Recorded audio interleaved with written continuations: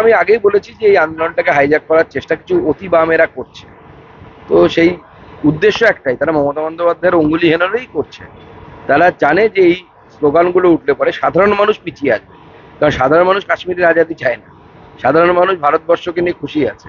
সাধারণ মানুষ তাদের এই দাবি দাওয়াগুলোকে সমর্থন করে না, কিন্তু তারা মমতা বন্দ্যোপাধ্যায়ের অঙ্গুলি হেলনে এরা এই কাজটা করছে যাতে সাধারণ মানুষ আন্দোলন থেকে সরে যায়। এরাই নো ভোট টু বিজেপি করে ভোটের সময়, অর্থাৎ পক্ষান্তরে তারা বামপন্থী সামনে, ওটা তাদের ক্যামোফ্ল্যাজ বা ছদ্মবেশ, পেছন থেকে তারা তৃণমূল কংগ্রেসের অ্যাক্টিভ কর্মী। যাদবপুরে আগেও হয়েছে এরকম ভাবে, আপনারা দেখেন যাদবপুরে বা আপনার দিল্লিতে জেএনইউতে বারবারই ওরা একটা ভারতবর্ষকে টুকরো টুকরো করার চেষ্টা করে, এবং সে টুকরে টুকরে গ্যাংয়ের মধ্যে টিএমসি একজন পার্টনার।